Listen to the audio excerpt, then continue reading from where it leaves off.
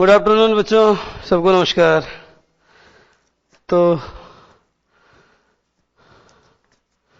वो चैप्टर निकालो बच्चों जो हम पढ़ा रहे थे आपको। सबको पता वो चैप्टर कौन सा था? वो चैप्टर था बच्चों 7th। ठीक है, तो please open your text book. हाँ, 7th नहीं बच्चों, 6th लेसन है वो। तो please open your text book at page number 77। तो पेज नंबर 77 पर बच्चों हम पढ़ेंगे it may be a marriage. देखो बच्चों, सेकंड पैराग्राफ समझा रहा हूं आपको मैं। पहला तो अधूरा है, वो आधा इधर है आधा इधर है, नॉइज पोल्यूशन के अंतर्गत। और मैं आपको जो आगे वाला समझा रहा हूं, it may be a marriage ceremony और एनी अदर फंक्शन। तो देखो बच्चों, आपको ये लिखना पड़ेगा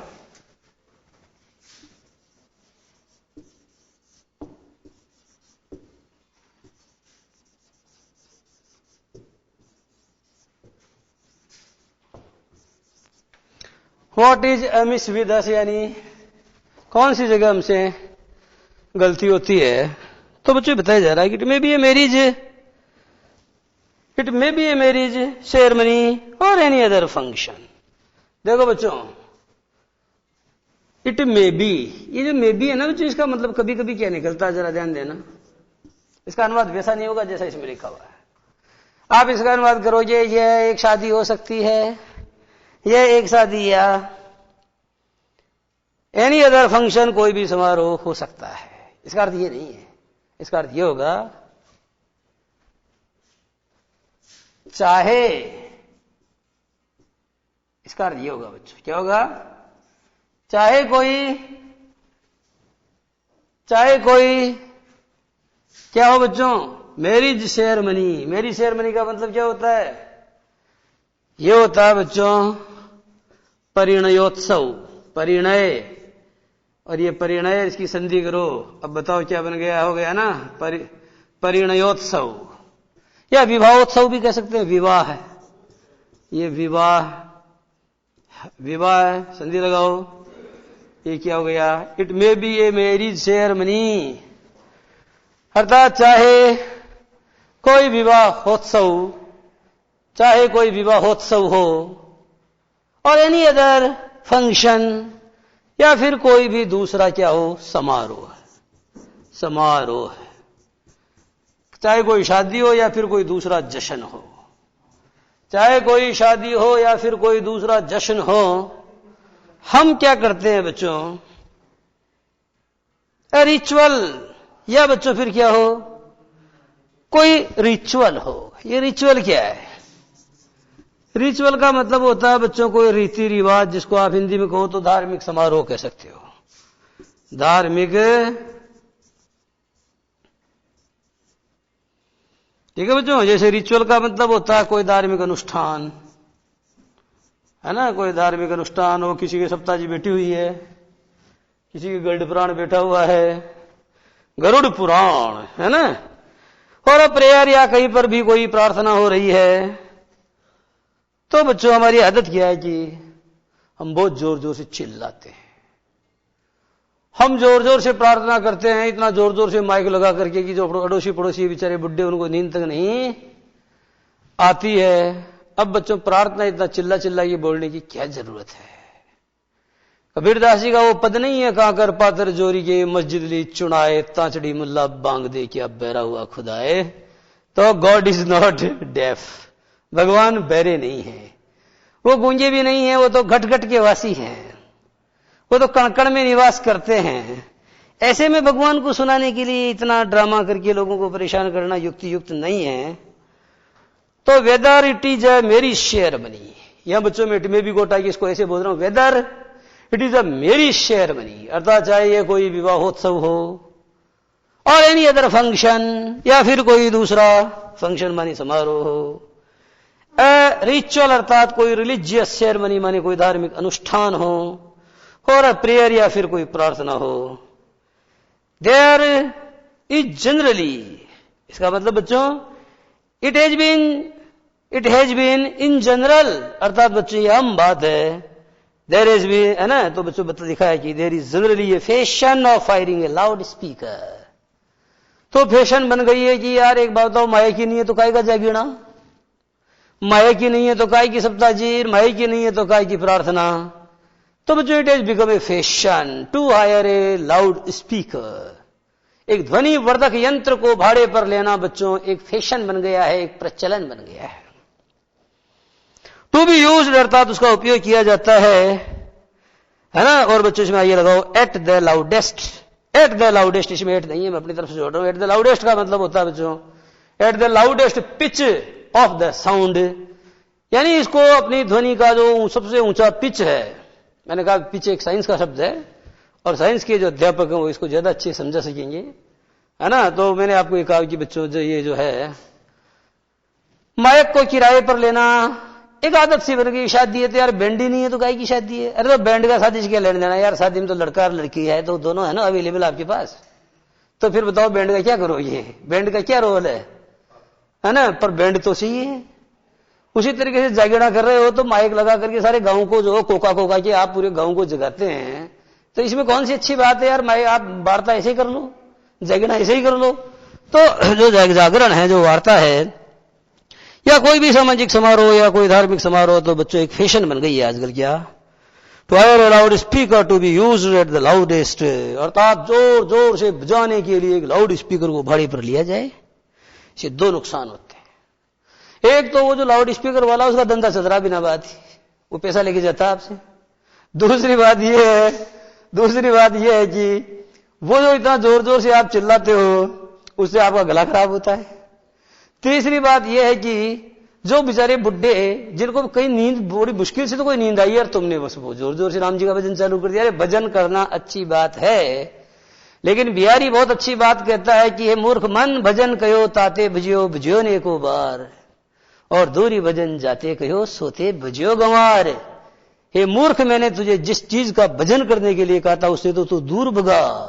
भजन कहो ताते भजियो, भजियो ने एको बार, और एक बार भी उसका भजन नहीं किया जिसका भजन करने के लिए कहा था। और दूरी भजन जाते कहो, जिससे मैंने तेरे को दूर भगने के लिए कहा था, सोते भजो गंवार, हे मूर्ख तूने उसे भजा है। तो कहने का तात्पर्य यह है कि राम जी की भक्ति जो है बच्चों, वो ये इसकी कोई दरकार नहीं कि आप जो जोर जोर से लाउड स्पीकर बजाओ और अपने पड़ोसी बुड्ढे बेचारे जिनको मुश्किल से कोई नींद बहुत कम आती है, नींद आई आपने टक कर दिया डिस्टर्ब, कोई बीमार है। तो ये सब बातें देखने वाली बातें हैं, गौर करने वाली बातें हैं। आगे जरा देखेंगे बच्चों। तो eight the loudest besides engaging A band, और बच्चों लाउड स्पीकर से ही काम नहीं चलता है। We also engage a band, बच्चों हम एक बैंड लाते हैं, सुंदर बैंड। सुंदर बैंड आता है शादी में, ढंग ढंग सब लोग उस पर क्या करते हैं। और डीजे, पहले तो बैंड ही आता था, अब तो डीजे पर सारी रात नाचूं साजना वो चलते हैं। तो ये सब बातें and the other means of producing sound, तथा ध्वनि उत्पन्न करने वाले अन्य बहुत सारे साधन हैं, अन्य बहुत सारे यंत्र हैं, उनका भी प्रयोग किया जाता है। The pitch is kept so high that, और ध्वनि के पिच को, पिच क्या होता है? अरे बच्चों अगर हिंदी में बात करूं तो इसे कहते हैं कि जो ध्वनि का तारत्व है, तारत्व ये शब्द है। अब इसको ये क्या होता है ये मैंने कहा ना, साइंस के टीचर ज्यादा अच्छे समझाएंगे। ध्वनि के तारत्व को इतना ऊंचा रखा जाता है कि the pitch is kept so high that, अर्थात ध्वनि के पिच या ध्वनि के तारत्व को इतना ऊंचा रखा जाता है कि sensitive beings, I mean sensitive persons, अर्थात बच्चों जो संवेदनशील व्यक्ति होते हैं, दे गेट शॉक्स, उनके कानों में आघात लगते हैं। अरे कई बार तो कानों की भेबरी बज जाती है। कब बजती है कान की भेबरी? अब तो बच्चों टीचर क्या है, अब जो एजुकेशन है वो टीचर सेंटर्ड थोड़ी, अब तो चाइल्ड सेंटर्ड है। लेकिन हम जब छोटे थे कभी कुछ नहीं आता था, गुरुजी कान पे एक जोर की मारते थे, 2 दिन बेबरी बोलती थी कान में। तो तब इस प्रकार का विधान था कि भय बिन होए न प्रीति, थोड़ा पनिशमेंट आवश्यक है शिक्षा देने के लिए। लेकिन अब जो नए मनोवैज्ञानिक उन्होंने शोध करके निष्कर्ष निकाला कि बच्चा है उसको दंड किसी सूरत में नहीं देना है। बच्चा चाहे कुछ भी करे, कुछ भी करे, शारीरिक दंड सर्वथा वर्जित है। अब जब शारीरिक दंड वर्जित है तो फिर थोड़ा सा अनुशासन वगैरह थोड़ा कम हो गया है। और दूसरी बात यह है कि बच्चों दंड तो कर, ज्यादा दंड देना तो अच्छी बात तो नहीं है, पर थोड़ा बहुत जो बच्चों की मन में भय रहने के लिए थोड़ा आवश्यक है, हल्का सा। The pitch is kept so high that sensitive beings get shocks, अर्थात ध्वनि का तारत्व इतना उच्च होता है कि संवेदनशील व्यक्ति जो होते हैं उनको झटके लगते हैं। क्या लगता है? नींद आती है, झटका लगता है, और नींद आती है और झटका लगता है, और वो झटके से क्या होता है? उठ बैठता है, नींद कोसों दूर चली जाती है। When the stones or bricks of a building shake, कभी कभी तो ऐसा होता है कि ध्वनि का तारत्व इतना अधिक उच्च होता है कि किसी भी इमारत के पत्थर या उसकी ईंटें तक कांप उठती हैं। जोर से आप बताओ बच्चों, जब ट्रेन आती है और उस ट्रेन के पास में अगर आपका मकान है और वहां आप सो रहे हैं, बताओ आपको कैसा अनुभव होता है? ऐसा नहीं होता है मकान हिल रहा है, बेड हिल रहा है, जमीन हिल रही है, तो बच्चों हिलता हुआ प्रतीत होता है। तो बहुत ज्यादा है। आप दीपावली के ऊपर देखो जब बहुत जोरदार एटम बम चलाते हैं ना बच्चे, कौन सा? सूतली बम चलाते हैं, तो बच्चों ऐसा लगता है कि कानों के पर्दे फट ही जाएंगे। इवन द स्टोन्स, बच्चों यहां तक कि पत्थर और ब्रिक्स या ईंटें ऑफ ए बिल्डिंग माने किसी इमारत की शेक माने बच्चों दे बिगिन टू शेक, अर्थात क्या होने लगती है बच्चों? वो डोलने लगती है, वो कांपने लगती है, वो हिलने लगती है। N impression is gathered that, और एक ऐसी धारणा बनती है। And impression is gathered that, अर्थात एक इस प्रकार की धारणा बनती है कि द बिल्डिंग में कोलैप्स, बिल्डिंग धस जाएगी।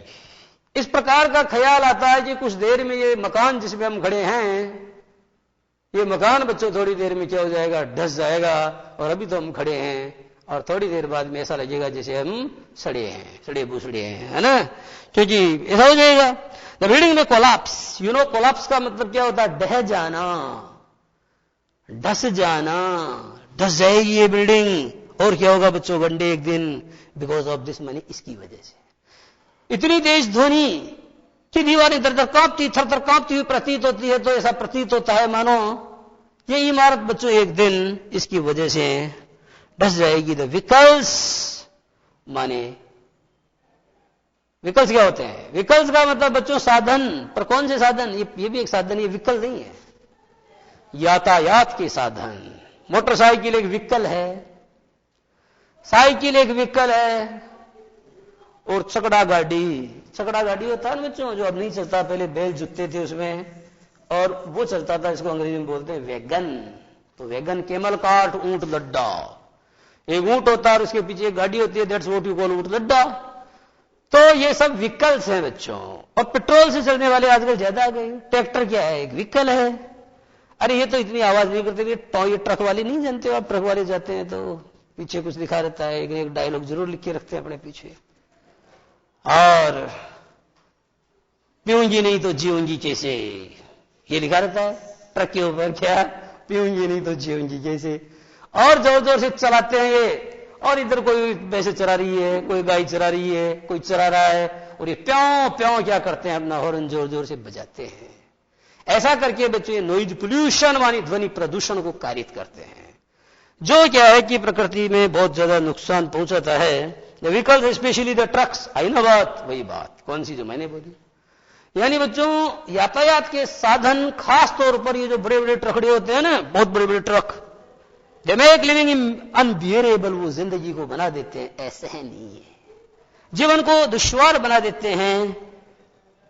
और बच्चों लिखा है कि even the drivers blow the horn, और बच्चों ड्राइवर क्या करते हैं? हॉर्न बजाते हैं। फौरन बजा हॉर्न, फौरन बजा हॉर्न। तो बच्चों ये क्या करते हैं? Even the drivers blow the horn, और बच्चों ये हॉर्न बजाते हैं। नॉट ओनली लाउडली, न केवल जोर से, सिर्फ जोर से नहीं बजाते, बट आल्सो इंसिस्टेंटली, बल्कि लगातार प्यों प्यों प्यों बजाते रहते हैं। एंड दे टू ऑफन, और बच्चों क्या होते हैं? And they do often without any reason, और ये काम भी बच्चों बेवजह करते हैं। अरे देखो, सामने सवारी आ जाए तो तुम्हारा बजाना वाजिब भी है, सड़क पे जानवर आ जाए तो बजाना वाजिब भी है, लेकिन तुमसे कुछ दूर कोई लड़की या लड़का जो है वो क्या है कि पशु चरा रहा है, उसने तुम्हारा क्या बिगाड़ा? प्यों प्यों बजा रहे हो। ये बजाते हैं बच्चों, ये जोर जोर से बजाते हैं, ये लगातार बजाते हैं, और ये बेवजह बजाते हैं। ये कितनी बुरी बात है। और भी कई बातें जो हम करेंगे आपसे, लेकिन इससे पहले हम लेंगे 2 मिनट का ब्रेक।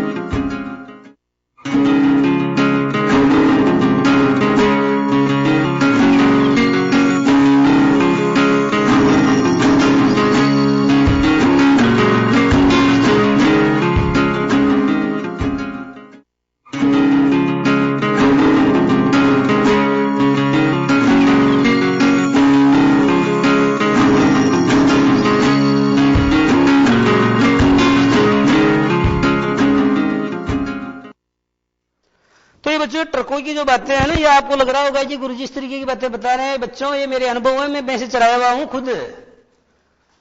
और जब हम किसी खेत में भैंसे चरा रहे होते हैं, उधर से कोई रोड से ट्रक जा रहा होता तो प्यों प्यों करता, पता नहीं मुझे देख के करता या कोई और भी ग्वाली नहीं, ग्वाल वगैरह ग्वाल बाल होते थे, लेकिन ये तो उनकी आदत थी, ऐसे करते हैं। तो ये तो बहुत बुरी बात, हालांकि मैं बड़ा हो गया हूं, लेकिन बाल मन पर जिन बातों की अमिट छाप छप जाती है वो आपको पता, आदमी फिर भूल पाता है।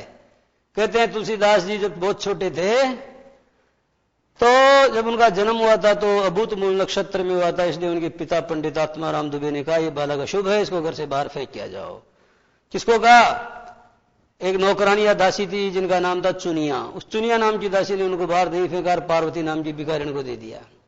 जब तुलसी 7 साल के या 5 साल के थे, उसी समय बच्चों क्या हुआ कि पार्वती नाम की जो भिखारिणी है उसकी झोंपड़ी में लोगों ने आग लगा दी। तुलसी ने क्या किया? बचपन में क्या देखा? आग का दृश्य देखा, आग का दृश्य देखा। उस बाल उन छोटी छोटी आंखों से जो आग, जो सब कुछ जलता हुआ देखा। हालांकि झोपड़ी में क्या था, लेकिन जो था वही उसके लिए तो पूरा संसार था, सब कुछ था। जब उसने उस भिखारिन को जलते हुए देखा, उसके सामान को जलते हुए देखा, अपना सर्वस्व जलते हुए देखा जो उसके पास था, तो बच्चों वो बात उनके दिमाग में ऐसी गहरा गई कि कहते हैं कि जो तुलसीदास जी की जो कवितावली नाम की पुस्तक है, उसके लंका दहन कांड को पढ़कर के विद्वानों का ऐसा मानना है कि तुलसी ने अपने जीवन में निश्चित रूप से कोई भीषण अग्निकांड देखा था। तो बच्चों, पूरे विश्व में सर्वश्रेष्ठ अग्निकांड का चित्रण किसी ने अगर किया है तो मां कवि तुलसीदास जी, और वो किताब जो है उनकी, उसका नाम है कवितावली, जो उनकी अंतिम रचना मानी जाती है। अब बात यह है कि मैं बाल मन की बात कर रहा हूं, छोटी छोटी आंखों से जो देखेंगे। अब मैं आपको जो पढ़ा रहा हूं तो बच्चों आप मुझे कभी नहीं भूल पाएंगे। हालांकि मेरे बाद आपको न जाने कितने अच्छे अच्छे लोग मिलेंगे, न जाने कितने विद्वानों से आप पढ़ोगे, क्योंकि मैं तो एक छोटा मोटा मास्टर हूं। लेकिन बच्चों आप जब जाओगे कॉलेज में तो आपको वहां प्रोफेसर पढ़ाएंगे, यूनिवर्सिटी में बड़े बड़े आपको प्रोफेसर पढ़ाएंगे। लेकिन ये मेरा दावा है कि आप उनको भूल जाएंगे, पर आप मुझे नहीं भूलेंगे, क्योंकि मुझे आपने क्या है कि अपनी छोटी छोटी इन छोटी छोटी आंखों से देखा है। छोटी छोटी आंखें, आपके बाल मन पर बच्चों मेरी छाप है, अच्छी बुरी ये मुझे नहीं पता, जैसी भी है, तो हम उस चीज को नहीं भूलते हैं। ये चीज बच्चों एक साइकोलॉजिकल बात है, मनोविश्लेषणवादी बात है जो मैं आपको बता रहा हूं। तो यह बात बच्चों, छोटी छोटी गई है, छोटे छोटे ग्वाल।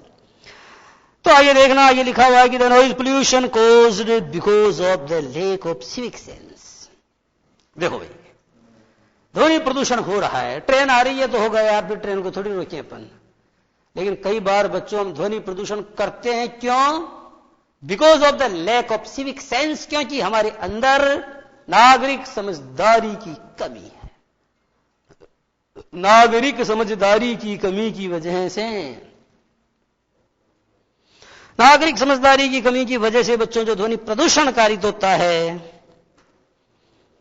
एंड केयरलेस सोशल बिहेवियर, और बच्चे जो लापरवाही पूर्ण, और ये जो लापरवाही पूर्ण हमारा सामाजिक बर्ताव है, it mars the sensibilities of our people. It mars माने बच्चों MARS, मार्स यानी होता है बच्चों डिस्ट्रॉय। तो देखो MAR मार है बच्चों, वर्ब तो मार यानी डिस्ट्रॉय होता है, एस उसमें क्यों लगाया? क्यों? डिस्ट्रॉइज। तो ये डिस्ट्रॉइज अर्थात बच्चों ये क्या करता है? नष्ट करता है। देखो, the noise pollution cause because of lack of civic sense and careless social behaviour mars. नहीं बच्चों, मार्स पूरी वर्ब है, क्योंकि सब्जेक्ट प्लूरल है ना, इसलिए मार्स है, ये सिंगुलर वर्ब नहीं है। The sensibilities of our people, अर्थात ये हमारे लोगों की जो चेतना या लोगों की बच्चों जो अंतस चेतना या लोगों की जो संवेदना है, संवेदनशीलता है, उसको नष्ट करती है। एट लार्ज का मतलब होता है बच्चों एट लार्ज। ये बहुत अच्छा शब्द है बच्चों, ये आपको सीखना पड़ेगा, ये आपको नहीं आता है। एट लार्ज, ये बच्चों एट लार्ज क्या होता है? अब बच्चे क्या सोचते हैं, लार्ज यानी बड़ा, एट लार्ज यानी बहुत बड़ी हद तक, ऐसा नहीं है। इस एट लार्ज का मतलब होता है बच्चों कंप्लीट। क्या होता है? कंप्लीट। अब बच्चों क्या समझे आप? कंप्लीटली यानी पूरी तरह से या पूर्णतः। बच्चों ध्यान दो, मैंने इसका हिंदी अनुवाद किया पूर्णतः। क्या किया बच्चों हिंदी अनुवाद? पूर्णतः। ध्यान दो, जिन शब्दों के अंत में विसर्ग आता है हिंदी में, वे हमेशा क्रिया विशेषण होते हैं, और उनका अंग्रेजी अनुवाद इंग्लिश में हमेशा एडवर्ब होता है। तो कंप्लीटली एडवर्ब हुआ कि नहीं हुआ?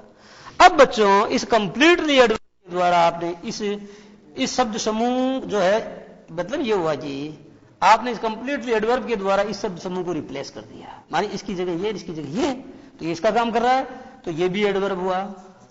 लेकिन बच्चों ये इसमें एक से ज्यादा शब्द वर्ब नहीं, इसलिए एडवर्ब फ्रेज हुआ। बताओ क्या है एडवर्ब फ्रेज? एट लार्ज का मतलब होता है पूरी तरह से। ये एडवर्ब फ्रेज है। क्यों है? क्योंकि एडवर्ब को रिप्लेस कर रहा है। और फिर ये फ्रेज ही क्यों, क्लोज क्यों नहीं है? अरे ये फ्रेज इसलिए है, क्लोज इसलिए नहीं है क्योंकि इसमें वर्ब नहीं है। A verbless group of words is called a phrase. एक क्रिया रहित शब्द समूह को फ्रेज कहते हैं। And when it replaces an adverb or when it functions as an adverb, then it is called or it is known as क्या? adverb phrase। बात समझ में आ गई है? बात बहुत सरल है, सीधी है, समझ में निश्चित रूप से आ गई होगी। और बच्चों जब बात सरल हो, सीधी हो और समझाने वाला उसको और भी सिंप्लीफाइड करके समझा दे, तो फिर कहना ही क्या, फिर तो मजा आ जाता है। वो मजा बच्चों हम आपको देने की कोशिश कर रहे हैं, करते रहेंगे, ये हमारा धर्म है। The noise pollution cause because of the lack of civic sense, अर्थात नागरिक समझदारी के अभाव में उत्पन्न या कारित किया गया ध्वनि प्रदूषण एंड केयरलेस सोशल बिहेवियर, यानी नागरिक समझदारी और बच्चों लापरवाही पूर्वक सामाजिक आचरण के कारण उत्पन्न ध्वनि प्रदूषण नष्ट करता है। मार्श यानी क्या करता है बच्चों? ये नष्ट करता है। कौन करता है बच्चों?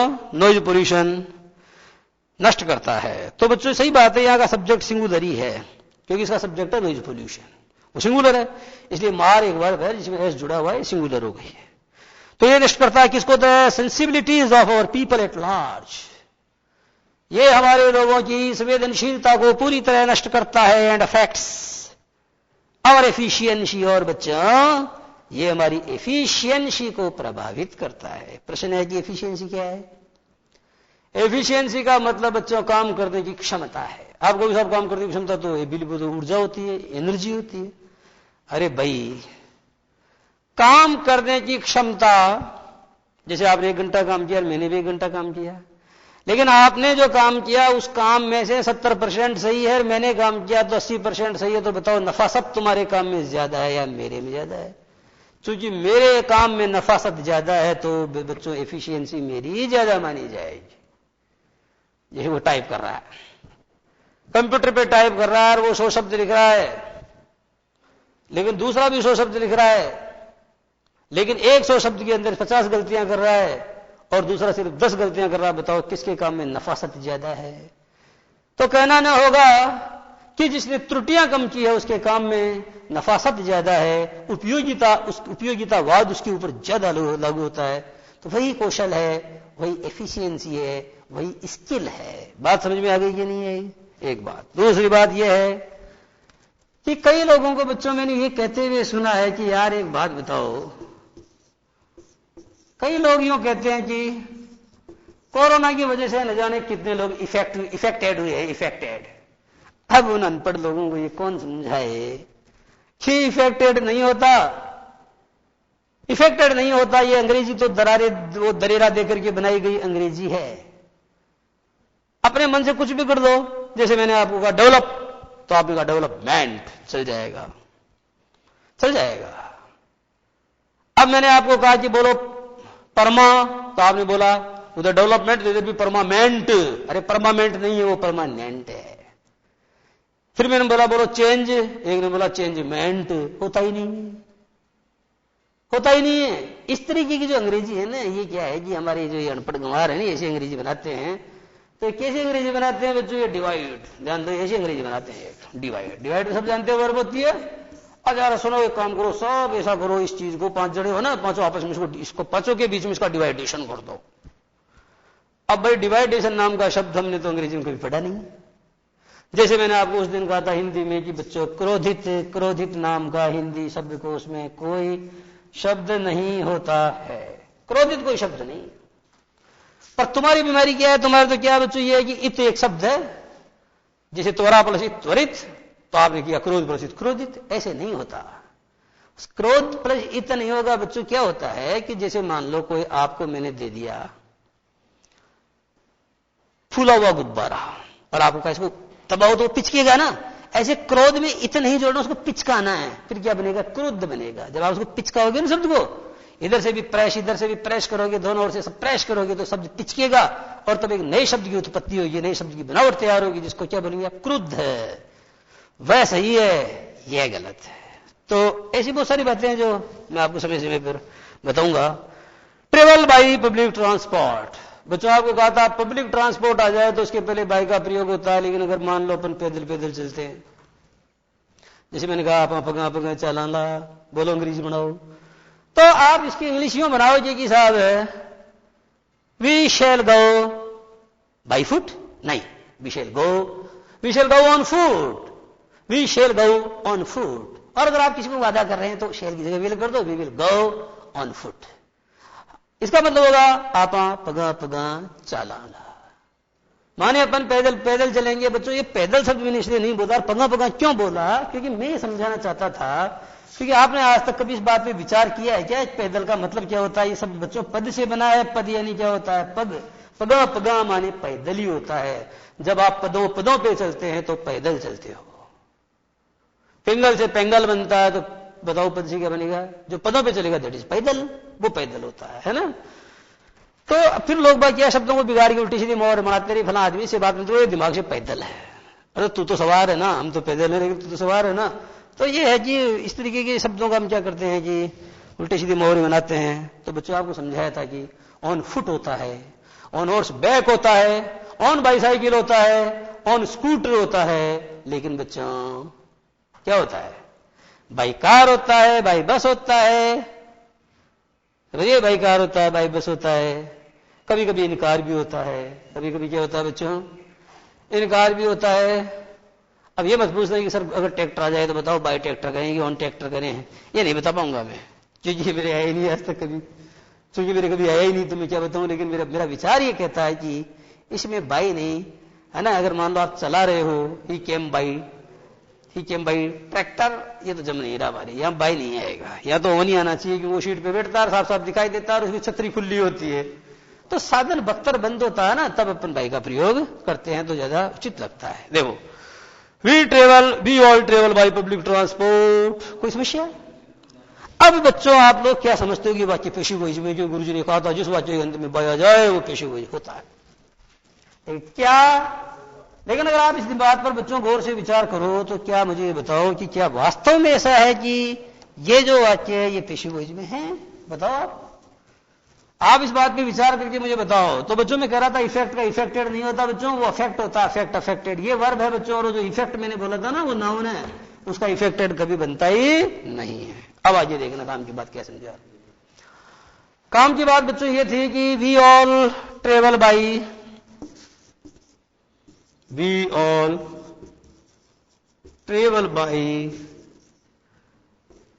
Public transport. अब प्रथम दृष्टिया ये वाक्य आपको पेशी वॉइस का लग रहा होगा, क्योंकि इसमें बच्चों बाई आ रहा है, ये बाई आ गया, और उसके बाद एजेंट भी आ रहा है। लेकिन बच्चों इसमें थर्ड फॉर्म कहां आ रही है, थर्ड फॉर्म बताओ, कहीं थर्ड फॉर्म दिखाई दे रही है क्या। इसमें तो फर्स्ट फॉर्म आ रही है। ये बच्चों एक्टिव वॉइस का सेंटेंस है, ये पेशी वॉइस का नहीं। इसमें थर्ड फॉर्म कहां आ रही है बताओ, ध्यान दो। It is impossible to change a sentence from active to passive voice without using the past participle form, I mean the third form of the main verb। बात समझ में आ गई। वर्ब की थर्ड फॉर्म का प्रयोग किए बगैर किसी भी वाक्य को कर्तृवाच्य से क्रम वाच्य में परिवर्तित करना असंभव है। ये नियम बच्चों याद कर लेना, जिंदगी बन जाएगी तुम्हारी भी वाह और मेरी भी वाह, है ना। अच्छा काम करोगे तो, खराब करोगे तो फिर जानते हो मामला गड़बड़ है। तो we all travel by public transport, हम सब बच्चों सार्वजनिक यातायात के साधनों से यात्रा करते हैं, ट्रेन और बस। हम ट्रेन से यात्रा करते हैं, हम बस से यात्रा करते हैं। And we had many bitter and sad experiences and we have got, और जिंदगी में बच्चों हमको हुए हैं मैनी बिटर माने कई कड़वे, एंड सैड माने बच्चों कई पीड़ादायक एक्सपीरियंसेस यानी अनुभव या तजुर्बे। तो जिंदगी जिंदा दिली का नाम है, मुर्दा दिल क्या खाक जिया करते हैं। बच्चों जिंदगी में क्या है कि there are so many ups and downs in life. जिंदगी में बहुत सारे उतार चढ़ाव हैं। ये बच्चों एक प्यार का नगमा है, ये मौजों की रवानी है, ये गाग का दरिया है, न जाने क्या क्या है ये। अब तो आप तो छोटे हैं, आपको क्या पता, मुझे सब पता है, तो मैं आपको ही बता रहा हूं कि क्योंकि बच्चों जो एक अध्यापक होता है वो अध्यापक क्या है कि एक जीवन कौशल का गुरु भी होता है, और अपनी जिंदगी के जो अनुभव और जो तजर्बे हैं उसको हम आपके साथ क्या करते हैं, शेयर करते हैं। तो हम अपने अनुभवों को आपसे शेयर करते हुए आपको मानसिक रूप से तैयार करना चाहते हैं उस आगामी जीवन युद्ध के लिए, जिसके लिए जो है बच्चों, जिसके लिए हम आपको तैयार कर रहे हैं, जिसकी समर भूमि में एक दिन आपको उतरना है और जीतना है। जीतना इसलिए जरूरी है क्योंकि आप मेरे शिष्य हैं। अगर आप हारेंगे तो आपकी थोड़ी नाक कटेगी, नाक मेरी भी तो कटेगी, नहीं मेरी ही कटेगी, तुम्हारी नहीं कटेगी। तो जीतना बहुत जरूरी है, छाप है तुम्हारे ऊपर कि तुम पढ़ किससे रहे हो। तो कहने का मेरा मतलब यह है बच्चों कि जीवन एक युद्ध है, और हम अपने जीवन के अनुभव आपको बताते हैं, आपसे शेयर करते हैं, इसलिए ताकि आपको ये पता चले, एक आइडिया, एक रेखा चित्र तैयार, एक आउटलाइन तैयार हो जाए आने वाले उसकी, जैसे समर भूमि के अंदर आपको एक योद्धा के रूप में अपना किरदार निभाना है। तो बच्चों यहां क्या लिखा है, जरा ध्यान से समझने की कोशिश करना कि we have had many, we have, देखो बच्चों हैव के बाद हेड आ रहा है, हैव सहायक क्रिया है, हेड बच्चों वर्ब की थर्ड फॉर्म है। ऐसा भी होता है, अंडरलाइन कर लेना इस बात को, ऐसा भी होता है कि हैव के साथ हेड आ जाए, ऐसा भी होता है हेड का प्रयोग दो बार हो जाए। जो पहला होगा वो सहायक क्रिया होगी, जो दूसरा होगा वर्ब की थर्ड फॉर्म होगी। तो जिंदगी में बहुत सारे कड़वे और बहुत सारे मीठे अनुभव हुए हैं हमें, बहुत सारे इस जिंदगी ने बच्चों देखा जिंदगी को कुछ इतना करीब से, इतना करीब से हमने जीवन को देखा है कि बहुत सारे अनुभव हमको जीवन में क्या हुए हैं बच्चों, हुए हैं। और इन अनुभवों से हम क्या है कि बहुत कुछ सीखे हैं, सीखते हैं, आपको भी हम सिखाएंगे। Orderly queue system at the time of either purchasing the tickets or boarding the train, bus is rarely flawed। याद की अंतिम पंक्ति है। इसमें बच्चों लेखक ये समझाता है कि देखो हम तो हम हैं और हमारे जैसा दूसरा और कोई भी नहीं है। कैसे? क्योंकि बच्चों ऑर्डरली सिस्टम, जब आप कहीं भी कोई रेलवे स्टेशन है, प्लेटफॉर्म है, वहां पर टिकट लेने के लिए आप लगते हो लाइन में, तो हम हिंदुस्तानी क्या हुए कि हमने लाइन को नहीं तोड़ा, अनुशासन तोड़ने के लिए तो हमारा अवतार हुआ है। Why are we incarnated on this earth, हम इस धरती पर क्यों अवतरित हुए हैं? जन्म थोड़ी, हमारा जन्म थोड़ी उतार हुआ है। तो उतार क्यों हुआ है? नियम तोड़ने के लिए। तो यह बताया गया है क्या कि ऑर्डरली क्यू सिस्टम जो है बच्चों वो नॉट फॉलोड, वो हमारे द्वारा कभी पालन नहीं किया जाता है। ऑर्डरली क्यू सिस्टम का मतलब पंक्ति से बच्चों लोग अगर मान लो हैं तो क्यों है वो, हम तोड़ते हैं उस नियम को। और बच्चे बताया परचेजिंग, जैसे मान लो टिकट ले रहे हो, बस में बोर्डिंग मानी सवार हो रहे हो, या ट्रेन में सवार हो रहे हो, या कहीं टिकट ले रहे हो, तो हम पहले लोग होते हैं जो सबसे पहले नियम तोड़ते हैं, आगे जाते हैं। क्या है, कुछ नहीं है, तू यार जल्दी में हूं, क्या कर लेगा तू, ये पंजेबाजी हम नहीं करे तो फिर हम हिंदुस्तानी नहीं हैं। तो बच्चों हमको इस प्रकार की जो वृत्तियां हैं जो हमारी खराब छवि बनाती है, हमें उन्हें छोड़ना होगा और हमको क्या सज्जनता का प्रतीक बनना होगा, और हमको दुर्जनता का प्रतीक बिल्कुल भी नहीं बनना होगा। कुछ लोग दुर्जनता के प्रतीक हैं लेकिन वैसे हमें नहीं बनना है। तो बच्चों इस तरह से आज की बात यही समाप्त, और आगे वाली अगली क्लास में। नमस्कार।